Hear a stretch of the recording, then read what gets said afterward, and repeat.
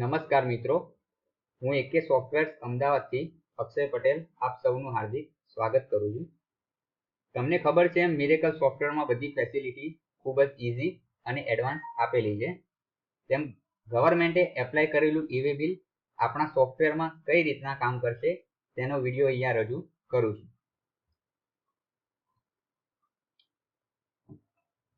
અહીંયા મિરેકલ સોફ્ટવેરમાં આપણે જ્યારે બિલ ક્રિએટ કરીશું, બરોબર, અહીંયા નીચે ઈ-વે બિલનું બટન આપેલું છે. જો તમારા સોફ્ટવેરમાં ઈ-વે બિલનું બટન ના આપ્યું હોય તો તેના માટે અહીંયા પહેલા સેટઅપ મેનુમાં જાઓ, પછી કંપની સેટઅપમાં અને પછી જીએસટી સેટઅપ. અહીંયા તમારો મેનુ ઉપર સેટઅપ, કંપની સેટઅપ અને જીએસટી સેટઅપનું ઓપ્શન આપેલું છે.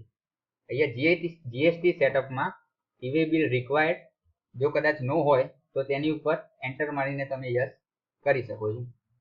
તે પછી અહીંયા ક્લોઝ મેનુ ઉપર ક્લિક કરીને યસ આપવાનું રહેશે. હવે ઈ-વે બિલ જનરેટ કરતા પહેલા બે સામાન્ય બાબતો ધ્યાન રાખવી ખૂબ જરૂરી છે. જેમ કે આપણે માસ્ટરમાં એકાઉન્ટમાં પાર્ટીઓ ક્રિએટ કરીએ છીએ, ખાતાઓ ક્રિએટ કરીએ છીએ, બરોબર. એમાં એક અહીંયા પાર્ટી ક્રિએટ કરેલી છે. કોઈ પણ પાર્ટી ક્રિએટ કરેલી હોય તો તેની અંદર બે વિગતો ભરવી ખૂબ જરૂરી છે. જેમ કે અહીંયા તમે જીએસટી નંબર નાખ્યો છે, તે ઈ-વે બિલ ક્રિએટ કરવા માટે કમ્પલસરી છે. તે સિવાય જે પિનકોડ છે પાર્ટીના એરિયાનો તે નાખવો પણ ખૂબ જરૂરી છે. તે સિવાય તમે જે માસ્ટરમાં પ્રોડક્ટો નાખેલી છે એ પ્રોડક્ટની અંદર એક તો એનો HSN કોડ અને બીજું કે જે જીએસટી યુનિટ છે, જે ગવર્મેન્ટે આપેલા છે યુનિટ, તેમાંથી સિલેક્ટ કરવું કમ્પલસરી છે. આ બે વસ્તુ તમારે ખૂબ ખાસ ધ્યાન રાખવી જરૂરી છે.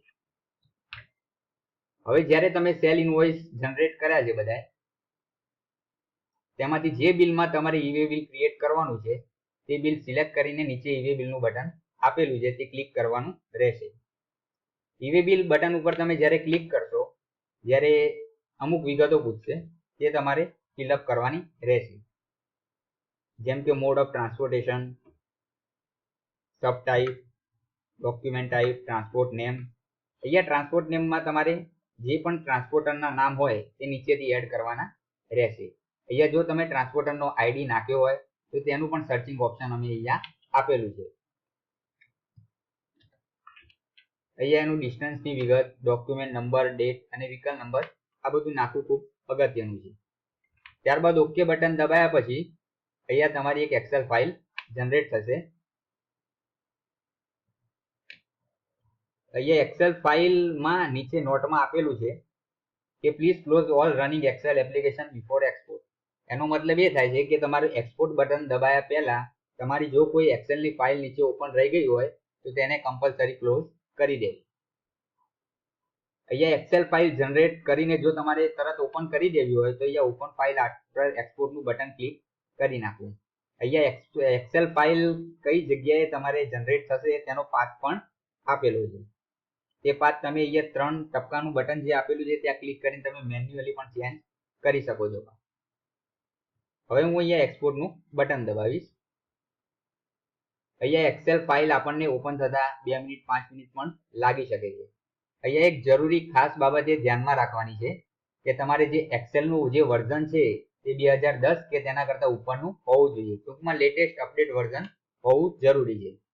જો તે ના હોય તો તમે તેને નવું લેટેસ્ટ વર્ઝન ડાઉનલોડ પણ કરી શકો છો, અથવા તમારા કોન્ટેક્ટમાં કોઈ હાર્ડવેર પર્સન હોય તો તેના દ્વારા પણ તમે ઇન્સ્ટોલ કરાવી શકો છો.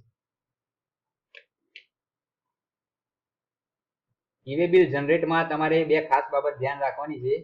તે વિગતો પહેલા પૂરી દેવી પછી જ ઈ-વે બિલ જનરેટ કરવું. જેમ કે પાર્ટીમાં જીએસટી નંબર, પિનકોડ, પ્રોડક્ટમાં તમારો HSN કોડ, તેનો યુનિટ, એ બધી વિગતો સૌપ્રથમ પૂરી દેવી.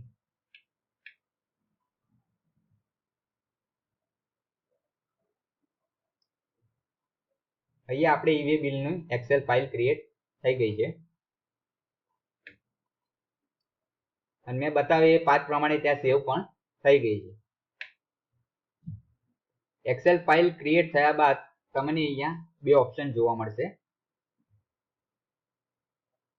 એક તો વેલિડેટ અને પ્રિપેર જેસન.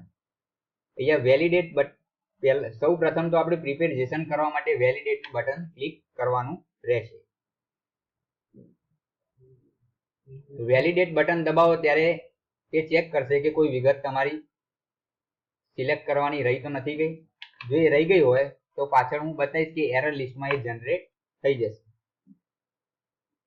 અહીંયા આપણી કોઈ વિગત બાકી રહી નથી. Data validate successfully.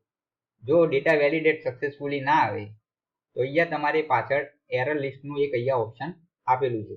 અહીંયા એ વિગત આવી જશે. તેને વાંચીને સમજીને તે વિગત ફિલઅપ કરી લેવી. પછી વેલિડેટ બટન દબાવો. વેલિડેટ થઈ ગયા પછી અહીંયા બાજુમાં પ્રિપેર જેસનનું બટન આપેલું છે. તે જેસનમાં ક્રિએટ કરવા માટેનું ઓપ્શન છે. ત્યાં ક્લિક કરું. અહીંયા ડેટા વેલિડેટ સક્સેસફુલી મતલબ તમારી જેસન ફાઇલ ક્રિએટ થઈ ગઈ છે. જેસન ફાઇલ જે ક્રિએટ થયેલી છે તે કઈ જગ્યાએ સેવ થયેલી છે અહીંયા તેનો પાથ પણ બતાવેલો છે. અહીંયા બતાવેલું છે અમારામાં ડ્રાઈવમાં કે સીમાં મિરેકલ રિપોર્ટ 1819 ઇવેબિલ જેસન ફાઇલમાં ક્રિએટ થયેલી છે. અહીંયા હું ઓપન કરું છું કે ભાઈ miracle report 1819 Jason file create થઈ ગયેલી છે. આ ફાઇલ અપલોડ કરવાની રહેશે. અપલોડ કર્યા પછી જે તમારો ઈવે બિલ નંબર હોય અહીંયા તો એનું રજીસ્ટર બની ગયું છે. હવે ઈવે બિલ તમારે નંબર નાખવો હોય તો અહીંયા એન્ટર લગાવી અથવા તો અહીંયા ઈવે બિલનું બટન આપેલું છે. એ નંબર તમારે અહીંયા નાખી દેવાનો રહેશે.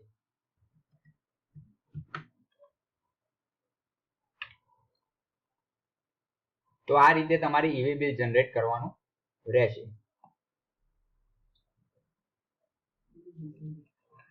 જો તમારે કોઈ તકલીફ હોય તો અહીંયા આપણે AK સોફ્ટવેર અમદાવાદના સપોર્ટના નંબર પણ આપેલા છે. આ બધા નંબરો વોટ્સઅપમાં બી છે, જેથી તમે લાઈવ ચેટ પણ કરી શકો છો. અથવા કોઈ એરર કે ના સમજાય તો તેનો ફોટો પાડીને પણ આ નંબર ઉપર મોકલી શકો છો. આ વિડીયો જોવા બદલ AK સોફ્ટવેર અમદાવાદ તમારે આભારી છે. Thank you.